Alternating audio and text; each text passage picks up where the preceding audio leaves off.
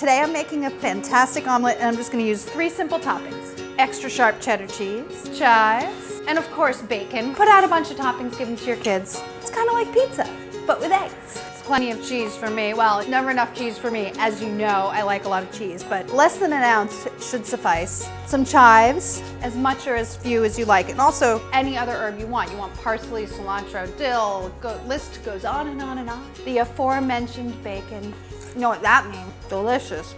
So I'm gonna use 3 eggs for this. I mean, I guess that's a little bit much for one person. I might split this with a loved one, perhaps. As you know, I like to crack my eggs before putting them into the bowl so I don't get any shards of egg shell. It helps a little bit. Season it with salt and pepper.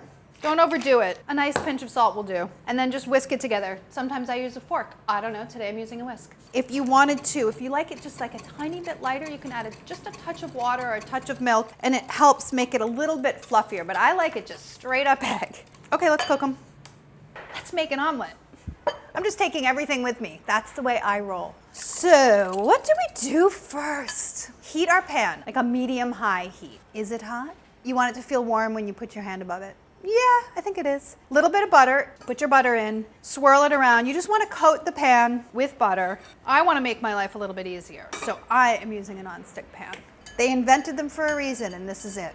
Add the eggs, and then you immediately need to start stirring them around with your spatula and moving the pan. You want to have a little bit of sizzle, but not too much. It totally depends, especially if you don't want any browning on your omelet. The classic French tradition is absolutely no browning on your omelet.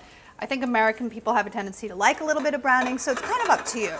You just want to whisk them as quickly as you can before they start to set, and then cook, moving the pan back and forth and whisking really quickly with your rubber spatula to create your curds. It's kind of like making scrambled eggs, but ultimately you're going to leave them so that they create a flat surface. The lower the heat is, the finer the curds will be because it'll take longer and you'll be able to stir them a little more. And the higher the heat is, the more coarse the curds will be because they set more quickly. Do you even know what I'm talking about? Do I know what I'm talking about? I don't know. And then just cook it until it's completely set on the bottom, and then the top part, the part that's towards you, is almost completely set. Add your herbs on one side. If you wanted to, you could have whisked this into the eggs. Bacon or ham or anything else, and then the cheese. I grated way more cheese than I need. Even for me, I'm only going to use a tiny bit. Turn it off and then fold the uncovered part of the egg over the filling part. Eggs continue cooking when they come off of the heat. If they're just the slightest bit soft, they'll be perfectly done when you put them on the plate. Slide it out. I love eggs for dinner. I've said it before and I'll say it again.